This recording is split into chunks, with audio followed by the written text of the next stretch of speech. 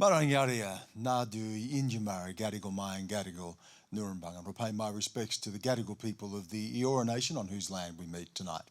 Well, 30 years ago, Irvine Welsh wrote the iconic novel Trainspotting.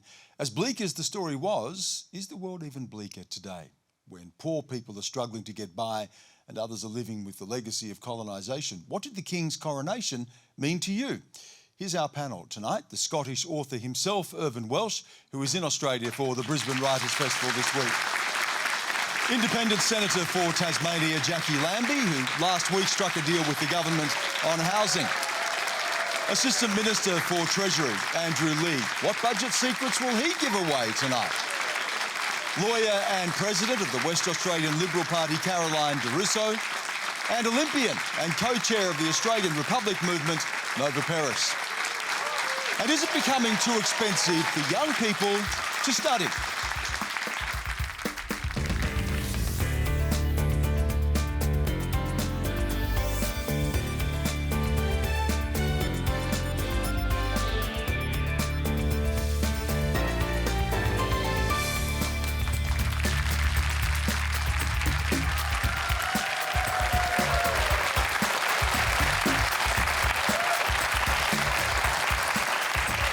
Thank you. I'm Stan Grant. Remember, you can live stream us around the country on iView and all the socials. Quanda is the hashtag, so please get involved. Let's get started tonight. Here's a question from John Buckley. Good evening, Stan. I'm a visitor tonight from the land of the Awabakal people, and like many of them last week, I heard Tony Abbott arguing that it would be wrong to give Indigenous Australians a voice to Parliament on the grounds of their ancestry. I found this a particularly curious argument from a committed royalist. Is it not just archaic, but also offensive in this day and age to embrace a system of government which posits, at its apex, the hereditary descendant of a particular family? Isn't the concept of royalty anathema to a democratic and egalitarian society? Irvine. Definitely. No question about it. I think when you embed hierarchy as a principle, when you embed this kind of, this strange kind of feudal mess into a constitution of a modern democracy, you embed inequality, you embed a limited aspiration for so many people. It's just got no place. It's a complete anachronism, and to be quite frank, it's an embarrassment. It's an absolute embarrassment. I didn't watch the coronation, but when I saw sort of these pictures of this kind of jug-eared pawns dressed in sort of kind of robes and sort of, you know, that you would be executed in North Korea for dressing like that. You know, you're thinking to yourself like, what's going on here? You know, is this really the 21st century? So no, it belongs to another era. Get rid of it as soon as possible.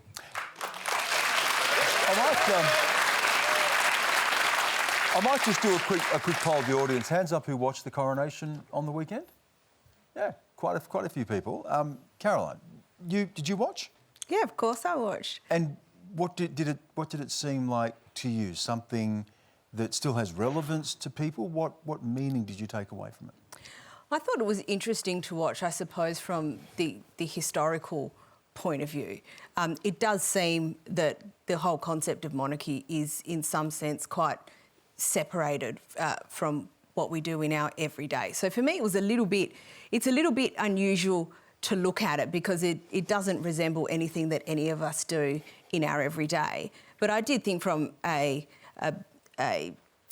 I suppose, a view of history and of tradition, it was interesting to watch.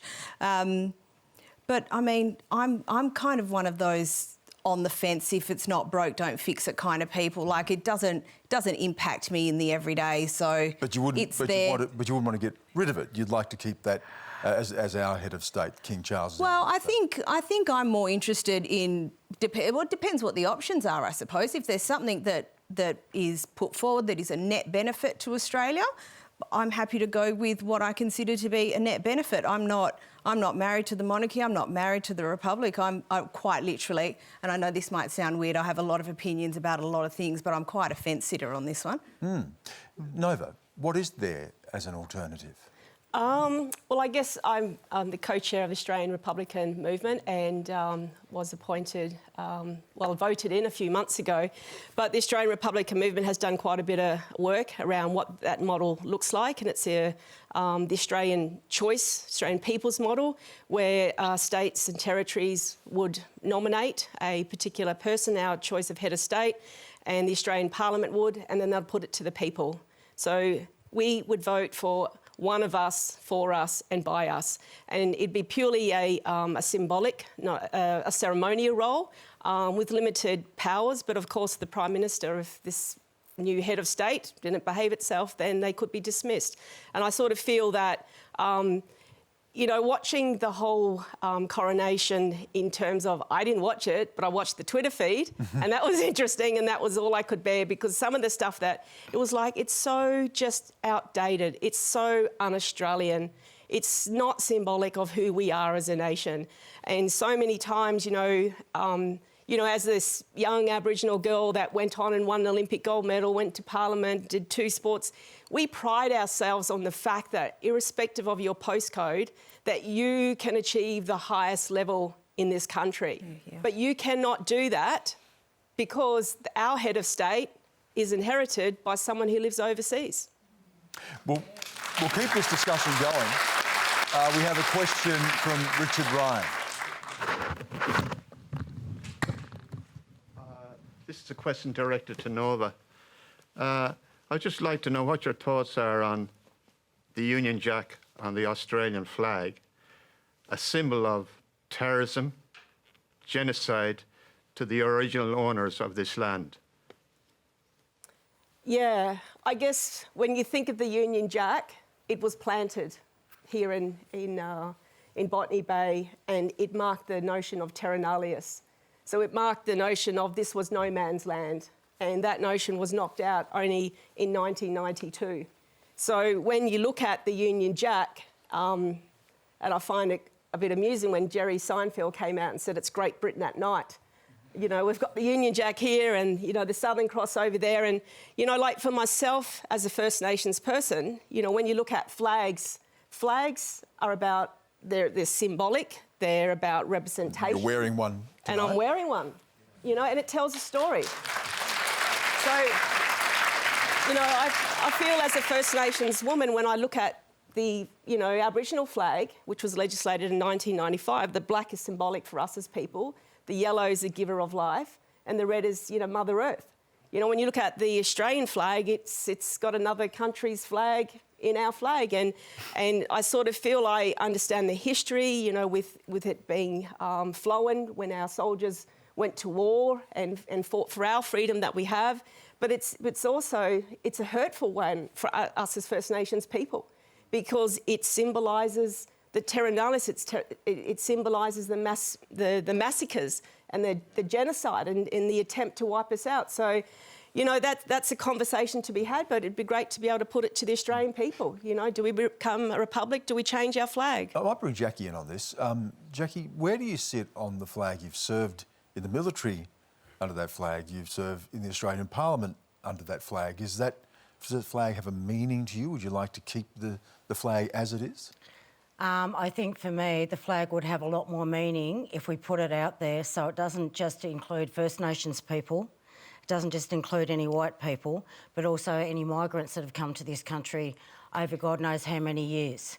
The only way to do this and to teach people about our history is to throw it out there to those kids, 16 years and under, and get them to design the flag and explain to them why we need to change the flag. This is the way it needs to be done, and that way they'll get an education about the frontier wars. They'll get an education about how great this country's come with migrants and how we've all come together.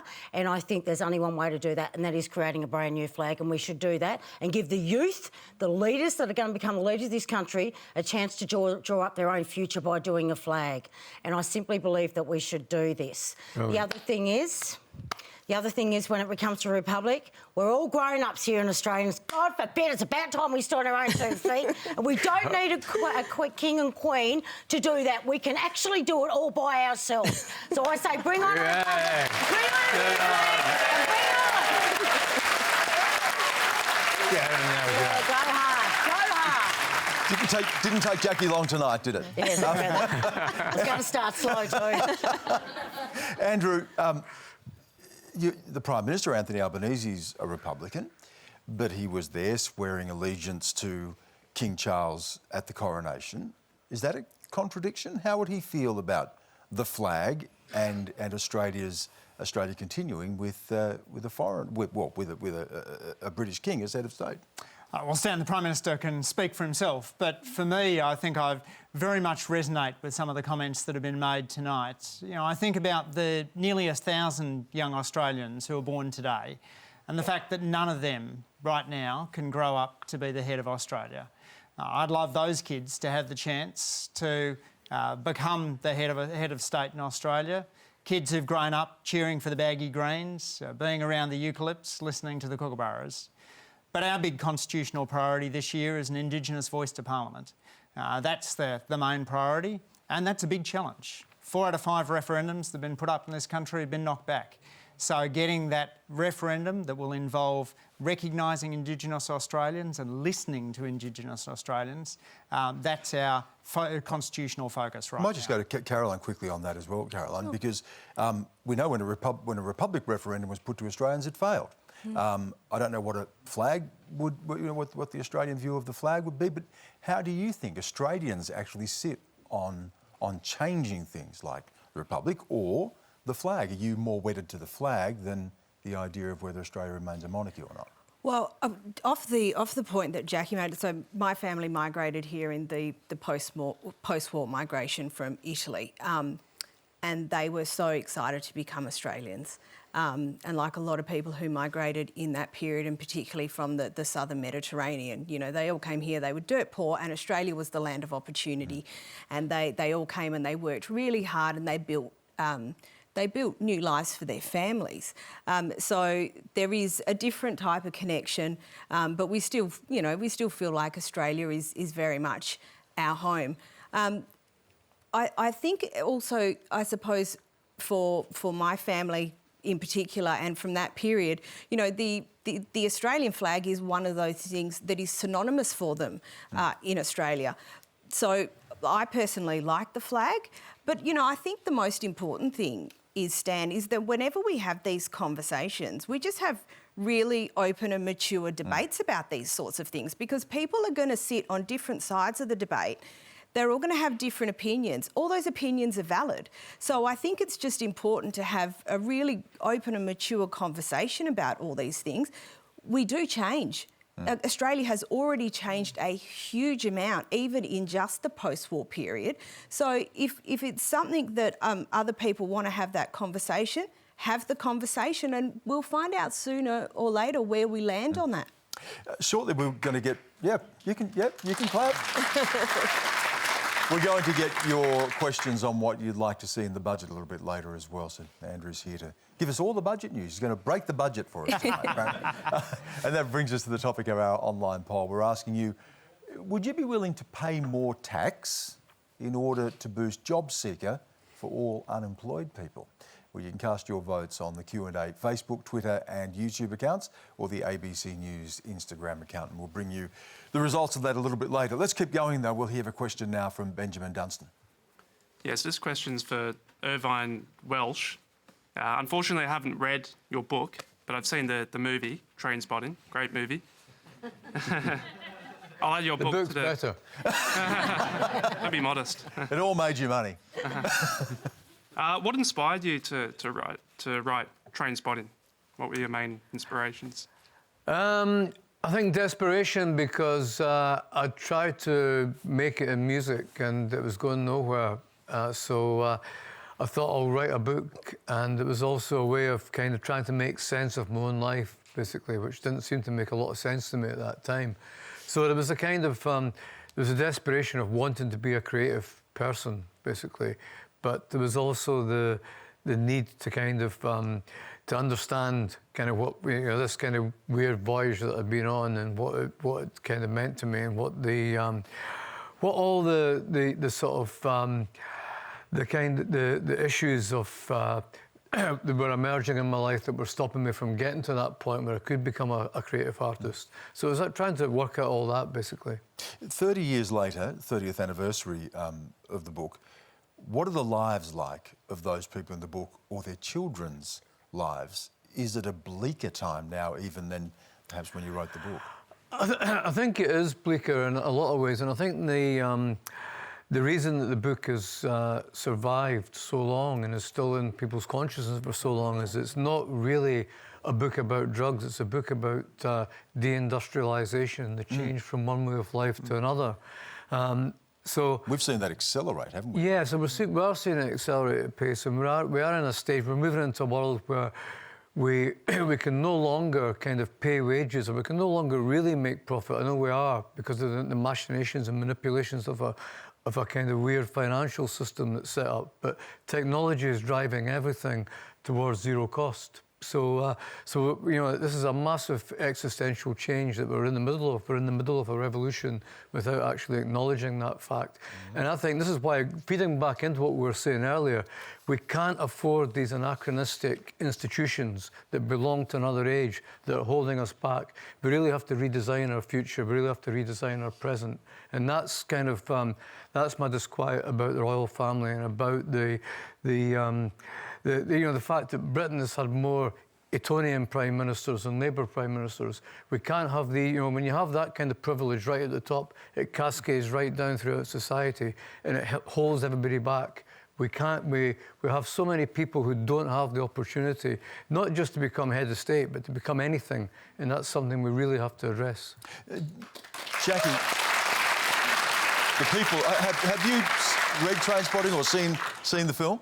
Yes, I've seen it, and I think I was only about, I'd like to say 10 at the time, but let's go back 1920. I was only 12 when I wrote it. Were you, darling? I must have only been 12 when I seen it then, surely. It was actually, I can remember because it was actually quite in my face. And it's a visceral experience. Yeah, it is a very visual experience. I'm the same. So, for me, it's really worrying. You know, we've now gone from heroin to now methamphetamine. I've been very open and honest about my closeness with that, with my son. So it's been really difficult. And like you said, we went into industrial revolution. We're now going into artificial intelligence, and by Jesus, it scares the crap out of me. Every time I think about AI, I think about Terminator coming at me. I'll be honest with you. It really scares me.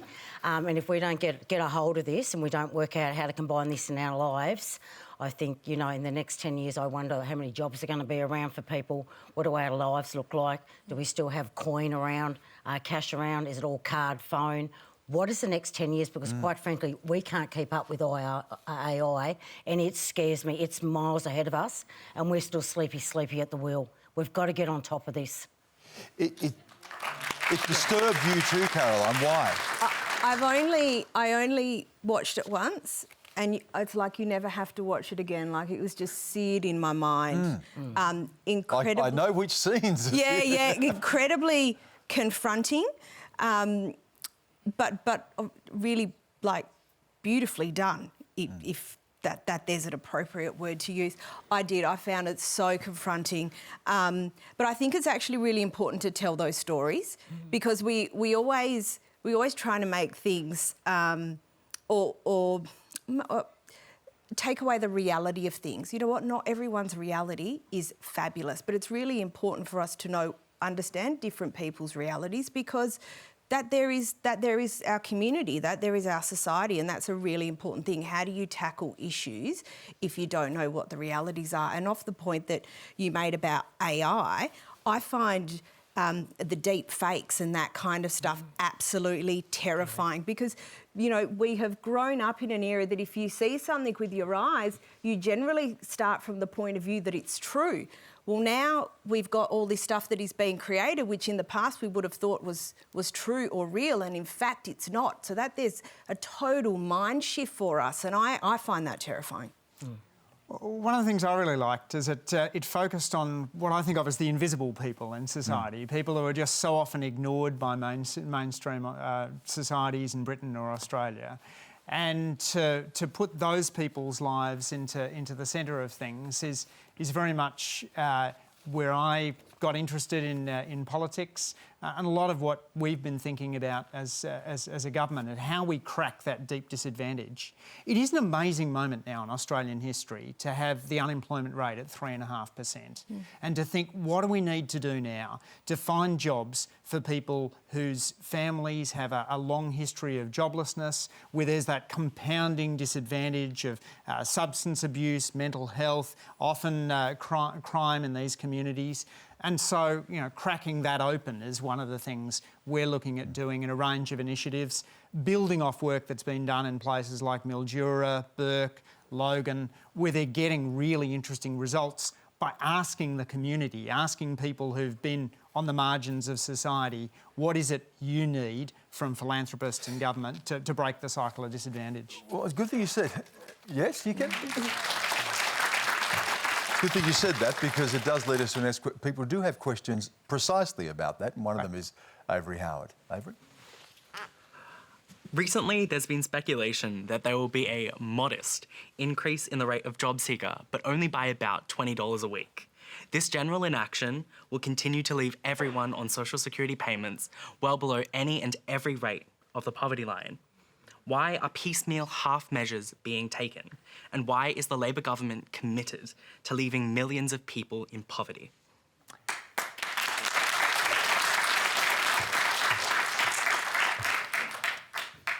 Avery, thanks for your question. In 24 hours, you'll know exactly what the budget contains. I'm not here to provide budget leaks.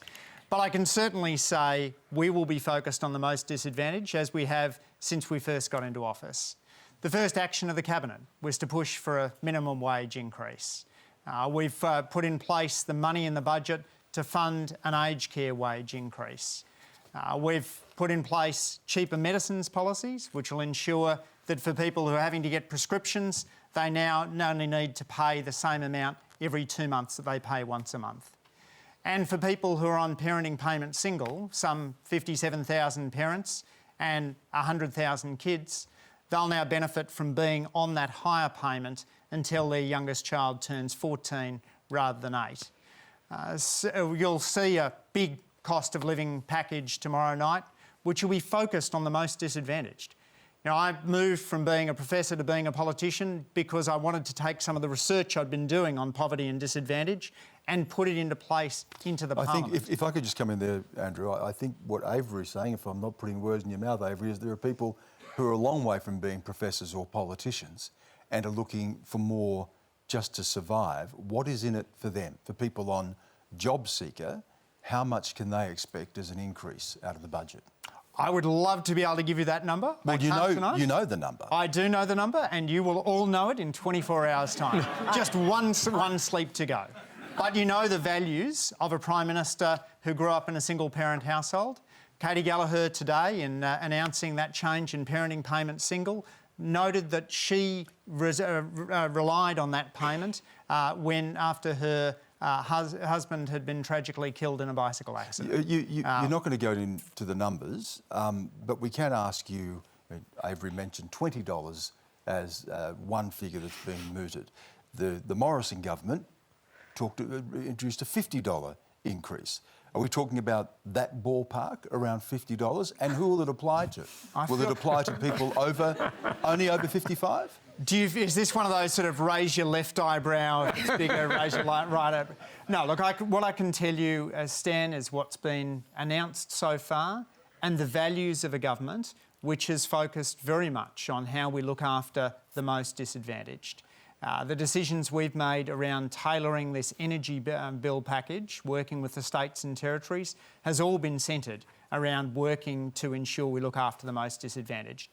The housing package, which Jacqui Lambie's worked with us very constructively on, will ensure that there is an equitable distribution across states and territories.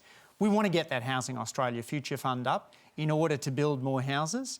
And we've already put $500 million into the homelessness initiatives because we recognise there's a housing crisis in the country right now. Jacqui, are people going to be left behind tomorrow night? Absolutely not. For all that time Labor was in opposition, they were giving you $150 a fortnight as a new start. So I'd expect that to be as they promised and as they fought that blue team and give them. I tell you what, they belted them nearly every day I was up in that Senate, when the Liberals were in. So I can tell you what, I expect you blokes to get $150, and even that will not be as helpful as you would like in today's world. The other thing is, and I need to be really clear about this when people are living in poverty. There's no good giving a little bit here and a little bit here and a little bit here because you're just giving out chicken feed and you're going to progress nowhere. It's not going to be helpful at all. You're either going in hard and fast and you're going to stop a generation from being in the place it's at, or you are not. The other thing is you've got those goddamn stage 3 tax cuts, and if I don't see $150, give them to those New Start people a fortnight for starters. I tell you what, there's going to be a lot of terribly disappointed people out there, not to mention the students who are now getting a 7% increase in your fees this year because you're on the inflation rate. So even these kids, before they even leave the university and they want to buy a house, they're getting now in 6-figure university fees at the end of that 4 years. Not to mention you've done nothing about the arts funding that they do. Sorry, the degree that they do, the arts degree that they do at university, where you absolutely belted that Liberal Party for months and months and months of putting that up. I haven't seen you drop that back yet. You know, these are the things you did not do. So what's the difference now that you're in government? Please don't use COVID as an excuse when you've still got those bloody stage 3 tax cuts with rich people like you and I, because we earn more than enough. As a matter of fact, you and I could pay more tax, not take more tax. And that's how it should work. It's all about giving back. That's the patriotism that should be back in this country, and it's gone missing. But you did support the stage 3 tax cuts, didn't you, Jacqui? Yes, that is before COVID, and I can tell you now, I made it very clear in my speech, if things went down the gurgler, they had to go. Now, we need to be big people here, and if things change in politics and where we're at today, and if we've got people that can't even afford breakfast on New Start, certainly can't afford a new shirt or get a bus ticket to get to their job interview, then we've got to move things around a little bit here, and we're going to have to give back. That's the way it has to be, and it won't hurt the country for those of us who have got money to start giving back more, to start evening it up. We have someone in the audience tonight who is experiencing many of those things. Eliza Panellists. Eliza? Yeah. Tell us about your situation at the moment, because the things that Jacqui was talking about, the increased costs of study, trying to be able to survive, doing work and often doing voluntary work. What's your situation at the moment? Yeah, so I'm a social work student at Western Sydney University. I'm doing 1,000 hours unpaid work placement just in this year.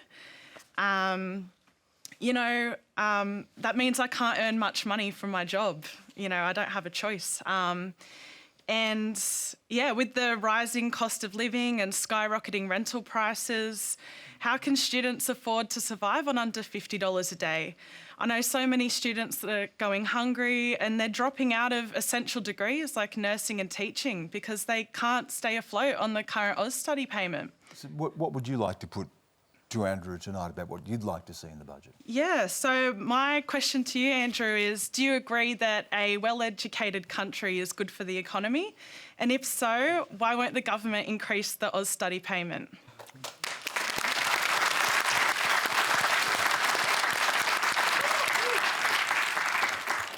Eliza, yes, absolutely. Thank you for choosing social work. I'm sure you could have chosen an occupation that would have maximised your earning. What you're doing instead is picking an occupation that maximises the good you do to the world.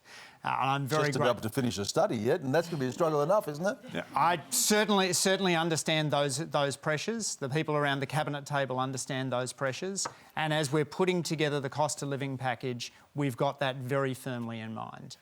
We recognise the importance also of expanding spots to go to university. So, you know, you can't fix in two budgets. You're going to increase AUSTUDY payment? We can't fix in 2 budgets the problems that have emerged under 9 years of coalition misrule, but we're expanding places at university, tens of thousands of additional places targeted at first-in-family students, and looking at focusing that cost of living relief on making sure that people like you stay in university and go on to make a great impact on the world. You mentioned before that we almost have full employment, and that's been a real windfall for the government, so much so that it's projected to bring down a budget in surplus. Why are you banking it and not spending that money that you've been able to get through higher tax take on people like Eliza? We've got a substantial spending package, and we've also... But you're also banking a lot of the windfall. Well, why are you spending that on people like Eliza who are struggling to get by? We've got a range of things we're looking to do in the budget. Funding that aged care pay increase is important. Fixing up the National Disability Insurance Scheme is a huge priority for us. The impact investing focus, trying to turn around things like school attendance rates in Burnie, is a big priority for the government. And we're also making sure that the LNG projects pay some petroleum resource rent tax this decade rather than next, and tackling multinational tax dodging, working to put a 15% floor on the race to the bottom we've seen around the world on corporate taxes. We understand that if we get multinationals to pay their fair share, that opens the opportunity to do so much more to assist with cost of living relief. I might go back to you, Irvine, just on reflecting on what you've heard here tonight, and many of the stories that you've heard out of the audience would resonate from what you see back in the UK, where people are deciding, do I eat or do I heat my home?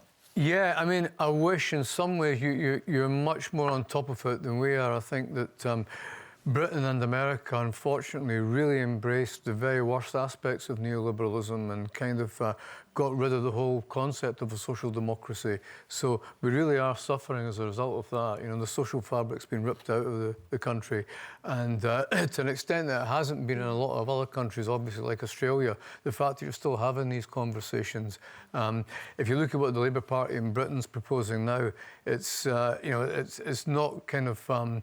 It's not getting on top of anything like this, anything that's going to do good for working people. It's basically saying we'll be exactly like the Tory party, but slightly less corrupt. And we won't kind of be spunking away all your tax money to our friends, you know. So they probably will after a couple of terms, but, you know, because that's the way that politics is. I think the problem in Britain now, and it's great to see that it's not the same apparently in Australia, but in Britain and America, there's no confidence in politicians. We don't expect anything from them at all. We foolishly, in some ways, expect them to be entertainers, and that gave us Johnson and Trump and all the nonsense that went along with that.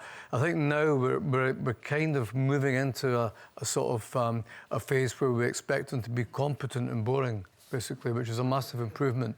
But here you still expect them to do something, and that's good. Don't, you know, they're your servants, you know. It's like, yes, don't ever lower your expectations of them, like we've been forced to do in the UK. Good luck, Eliza, with your study and your work as well. Thank you for the question. I want you to a quick comment from Nova. Just listening to this too, Nova, I'm mindful, of course, that, you know, our people, First Nations people, are the most impoverished in Australia. What are our people looking for in the budget? In 2023, I can say this, that in one community, I'll say the Tiwi Islands, the last census, 2021 census, you had about 1,100 Tiwi Islanders aged 17 to 45. So that's your working age. Out of that, you had 800 people on job seeker. That's 78% or thereabouts on the Tiwis. So we want our kids to go to school. Kids are going to school, but then there's no job.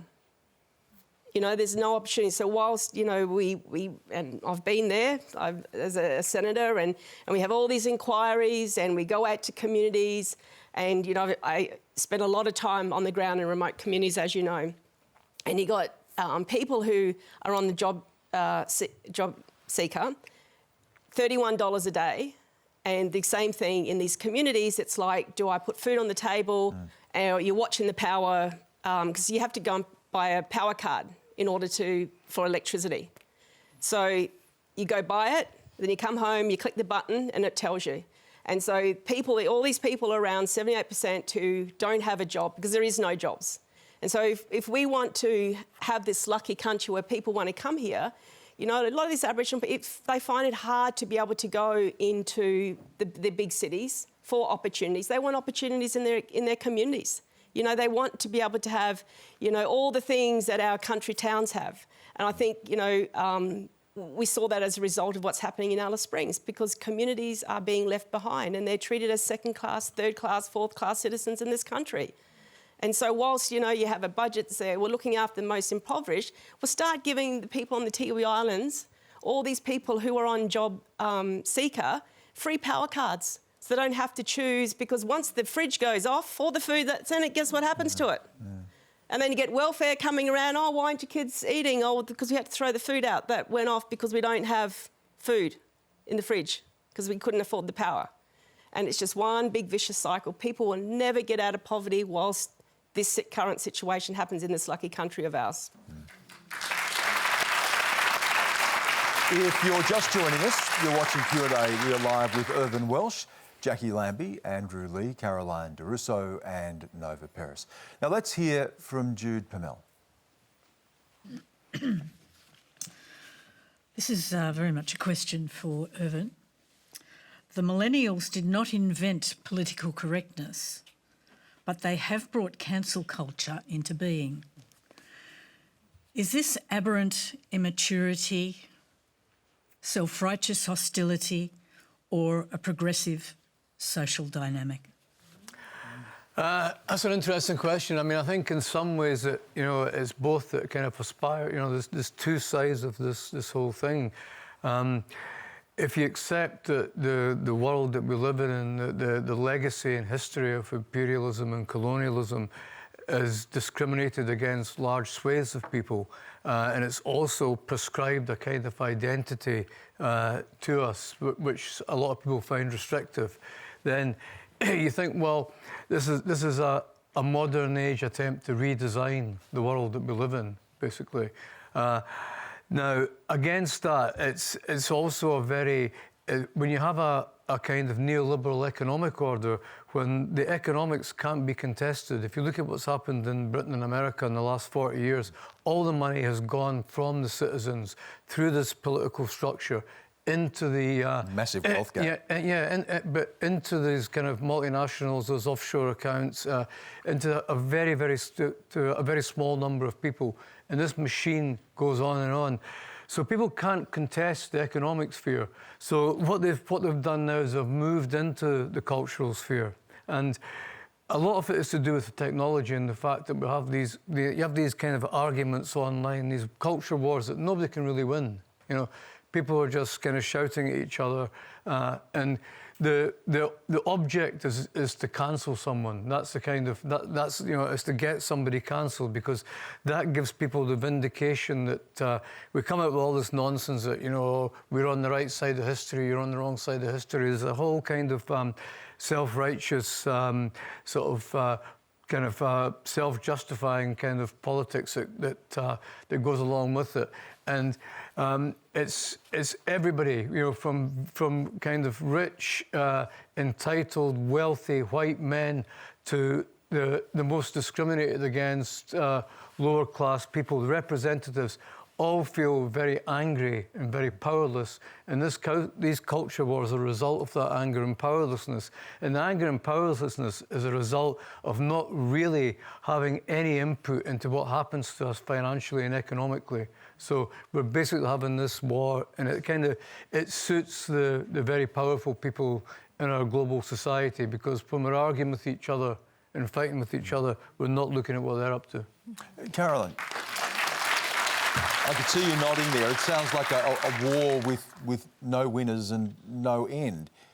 What do you make of this age? I think particularly that last point was a really good point. And I think, you know, I think if people actually sit down and flesh out issues and actually talk about the substance, like of the point that I made earlier, have that more mature debate, tease out the issues.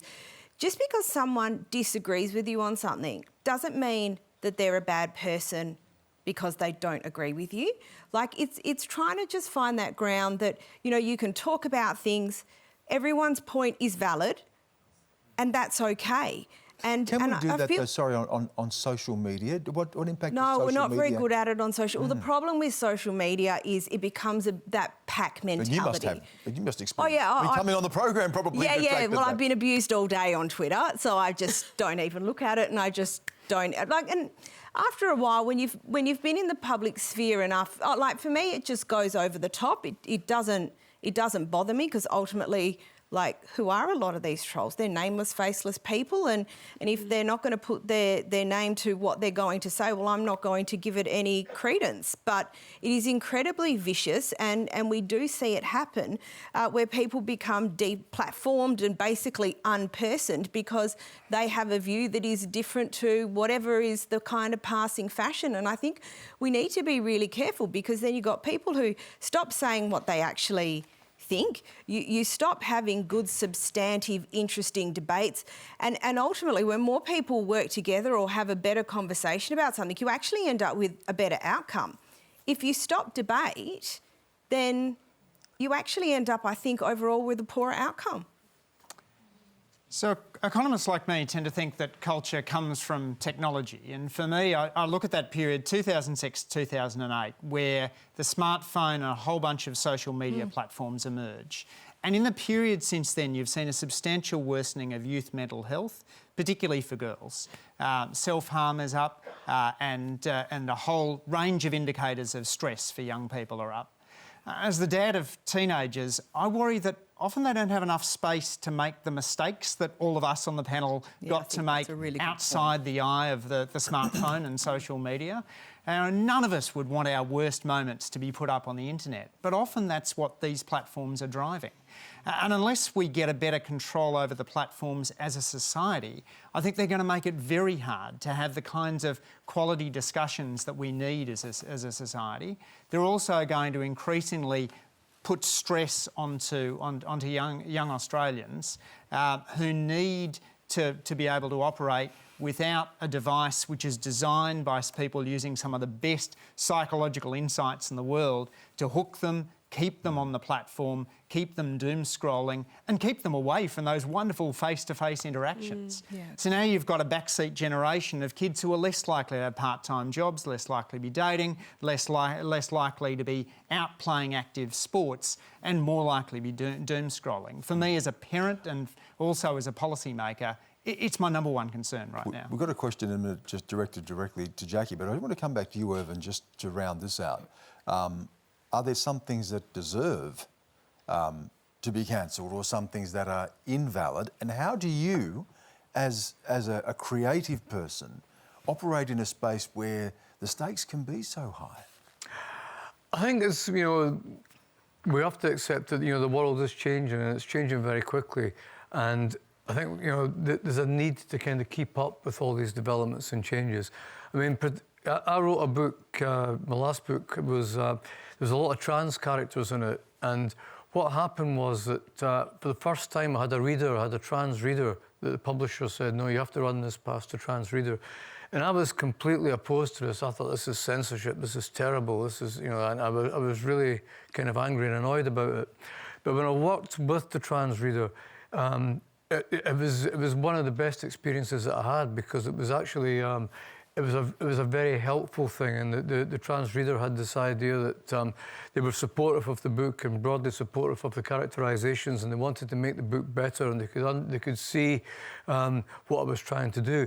So it was actually a very kind of positive and uplifting experience, but I was coming to it from a position of ignorance, that this was only about censorship. It wasn't about a kind of helping process. It would enable something to get better. It would enable me to move out of my own kind of sort of narrow kind of cultural prejudices and assumptions. So it was a very good experience. But again, I think that this is all very new. You know, this whole thing is very new to the people that are participating in it as well. You know, and it's also in a time where we're talking about we're talking about youth feeling very depowered and feeling that they have to sort of, you know, they don't really have anything in their life that they feel they can control. We live in a media society rather than a street society where these things were negotiated in peer groups, and now it's very hierarchical. It's top down. The Instagram influencer will tell people what to think and how to feel, and if you don't fit into that, it can be, you know, it can be a terrible thing. And so I think, yeah, I think we have to try, and it's not easy. And I'm not always kind of particularly brilliant at this, but we have to try and be tolerant of people in this great period of change, because we're all becoming untethered with deindustrialisation. We're becoming untethered to these things that gave our lives meaning. Let's go to a question from Letitia Ryan. A question to Jacqui Lambie. How do you put up with some of the fellow politicians, some who would struggle to get a job in the real world?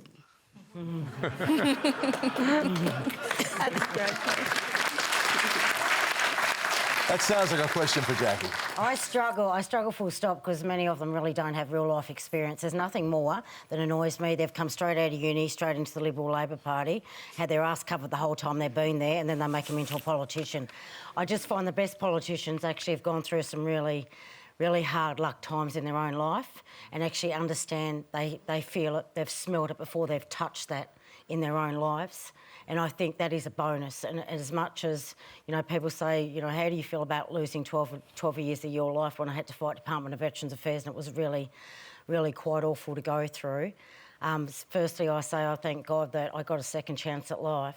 But secondly, had I have not gone through what I've been through in my life, I don't think I'd have the compassion nor the patience to make sure that I stay in and do what I need to do. I think that real life experience really, really helps me a great deal and continues to help me. It's not just that, it's the people who come up to me and talk to me on the street, which is a lot of them. They speak to me about their real life experiences. So even if I haven't quite got a touch in the area that they've had, trust me, I will know it, because I would have touched it somewhere a little bit. So for me, I'm very grateful. Are some harder to sit next to than others? Oh, absolutely, yeah, even still. Yeah, Looks like you want to name a few. No, I won't do that. I won't do that, just in case, you know, I need things in the future. There's a politician. You've learned a few things. I have to say, it's just much easier if you can try and have friends up there, especially if you are trying to change the dynamics, especially when you're looking at New Start, when you know how difficult it is for those people that are on bloody $40 a day, and it's just not survival. They can't even survive on that. So, you know, having that experience of being on a single mum's pension and trying to raise two boys during a really traumatic time of my life was really difficult. So to go without, I know what that feels like, and it's really difficult. And somehow I had a door open. I was one of the lucky ones, and I managed to be able to get through that.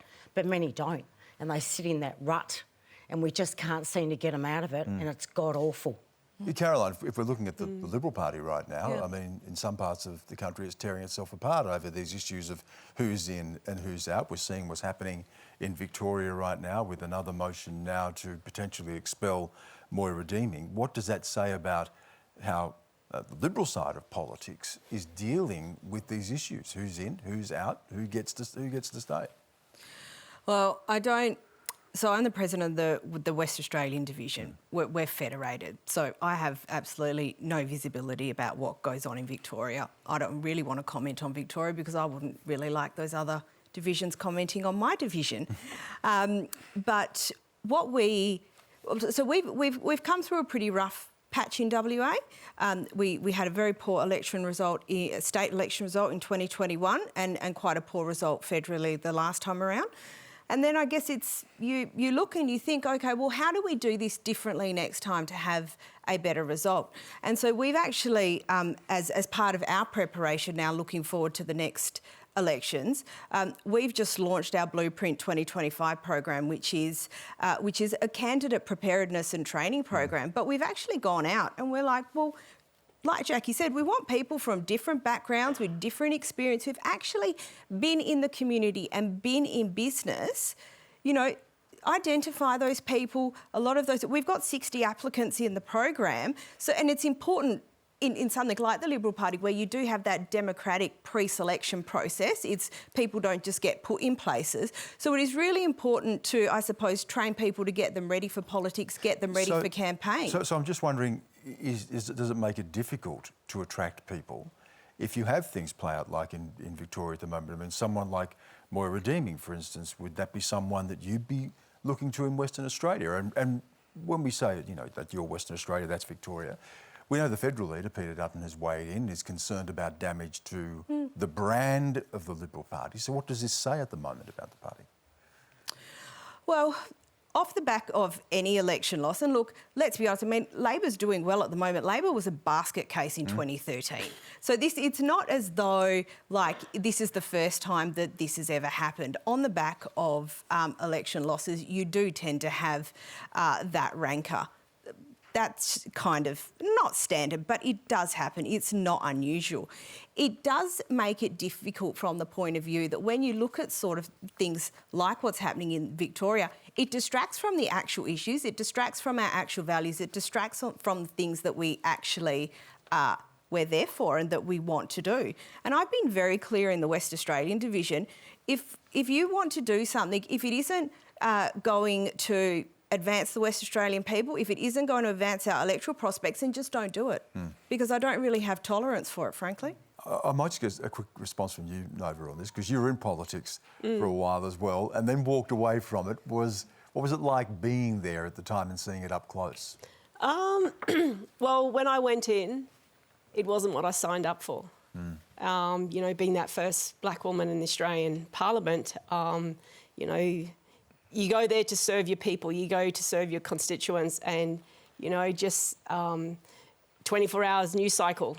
You know, I endured racism 3 to 4 times a week, every week, for 52 weeks of the year. You have your death threats, and I'm sure Jacqui's aware of a lot of the stuff that we endure. And, you know, it's almost like when you're elected, people feel the need that they can do whatever they want.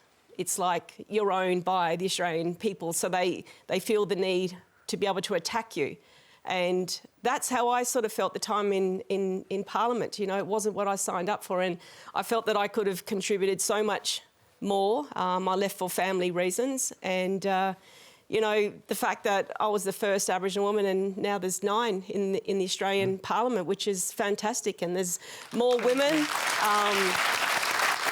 And I guess, you know, more women who are representative. You know, the Australian Parliament is, I sort of feel now, quite reflective of the Australian population. Oh, I don't, because there's a big section, because of the Constitution, if you're profiting from the Crown. So if you're federal police, if you're military, if you're a nurse and you're getting paid by federal, you have to leave your job before you declare. You have to leave. Yep. Now you tell me, if those people on those normal incomes out there that can afford to take 12 months off and then back themselves with $1 million behind them as an independent.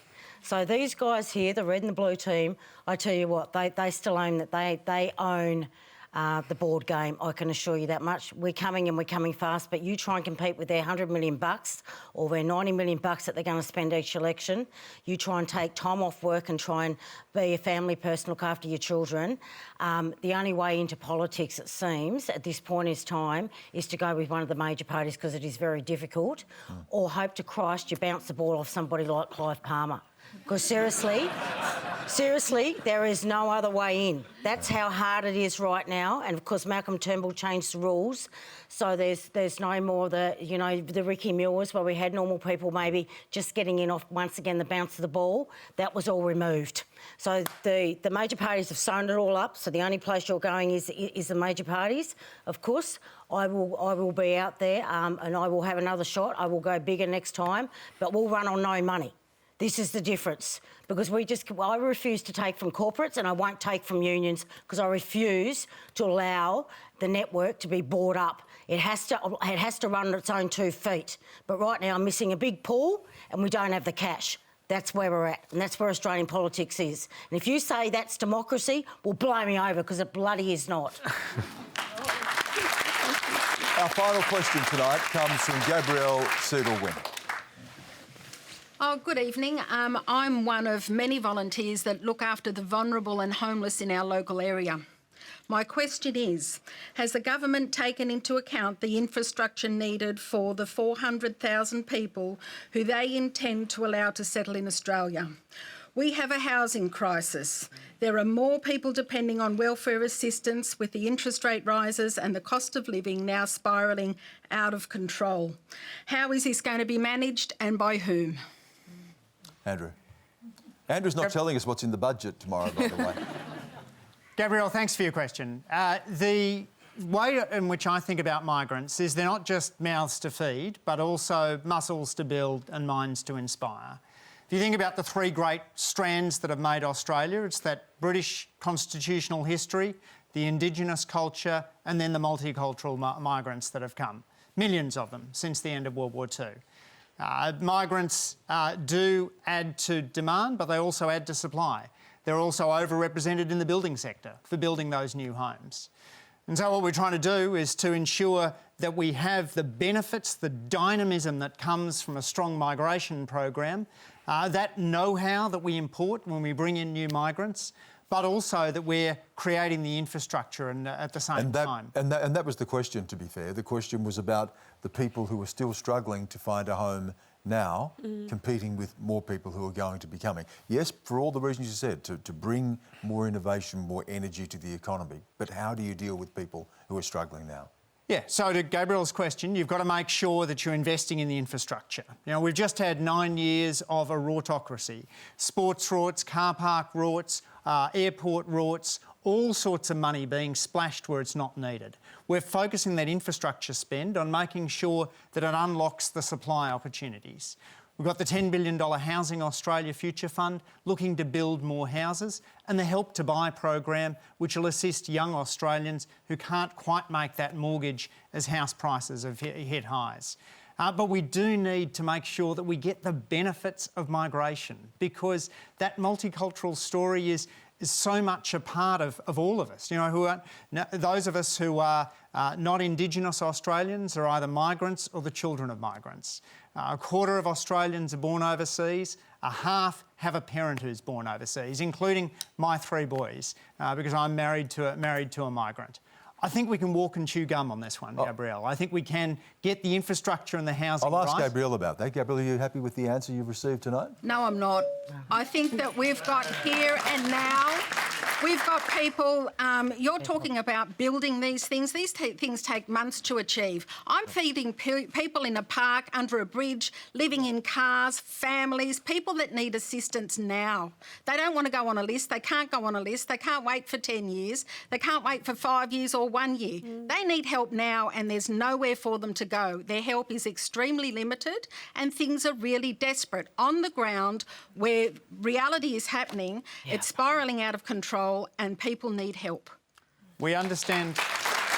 And you're going to bring down the budget tomorrow night with a significant surplus, billions of dollars in surplus, and people are struggling under trees in parks. I'm not at liberty to reveal the budget bottom line, but what I can say is that... It is actually... To eat tonight. You're going to sleep in a warm bed. And we recognise those needs, Gabrielle, of the people that you talk about. You know, I volunteer. I joined Parliament in order to make a difference for the most disadvantaged, and they will be at the heart of the cost of living package we're delivering tomorrow, on top of all of the measures that I've talked about tonight, the $500 million in homelessness support. I did come in there because it is being reported, you can look at this on the ABC website, that there will be a surplus of $4 billion. So you know what's in the budget. Is that figure accurate? And if it's accurate, why isn't it being spent to help the people that Gabrielle's talking about? So we're spending significantly on the people that Gabrielle... Is it an accurate figure? There'll be a $4 billion surplus. I'm not going to go into budget numbers or nudges. What Gabrielle is asking is something more fundamental, which is what are we doing to help the most disadvantaged in society? And they're at the forefront of mind for a government which is focused on breaking deep disadvantage. And where I started talking tonight about that impact investing framework is about working intensively with communities. So if you look at the Logan Together program, that's massively reduced the rate of stillbirths among First Nation peoples in Logan. And it's done that working with local people in order to forge long-term solutions. We need to get the payments right, but we also need to use this moment in Australian history to break those cycles of disadvantage. We're almost out of time. Gabrielle, good luck with the work that you're doing, and thank you for your question.